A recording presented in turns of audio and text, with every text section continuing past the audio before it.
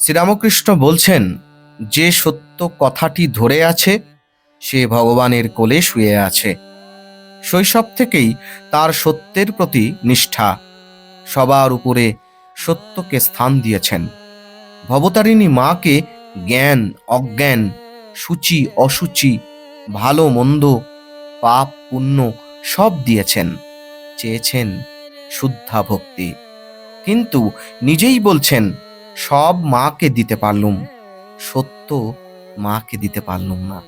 তার সত্যনিষ্ঠা কেমন ছিল নিজেরই কথায়। রামের বাড়ি গেলুম কলকাতায়, বলে ফেলেছি লুচি খাবো না।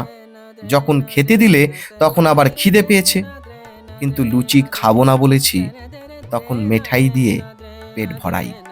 আবার হয়তো কিছু করবেন বলেছেন, যেমন করে হোক সেটা করতেই হবে। একদিন যদু মল্লিকের বাগানে যাবেন বলেছিলেন, ভক্তদের ভিড়ে সে কথা ভুলে গেছেন। ভাগ্নে হৃদয়ও মনে করিয়ে দেননি। রাতে খাওয়া দাওয়ার পরে সে কথা মনে পড়েছে।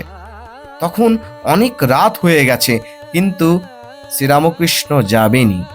হেঁটে চললেন যদু মল্লিকের বাড়ি, সঙ্গে লণ্ঠন হাতে ভাগ্নে হৃদয়। যদু মল্লিকের বাড়ি পৌঁছে দেখেন সব বন্ধ, সকলে ঘুমোচ্ছে।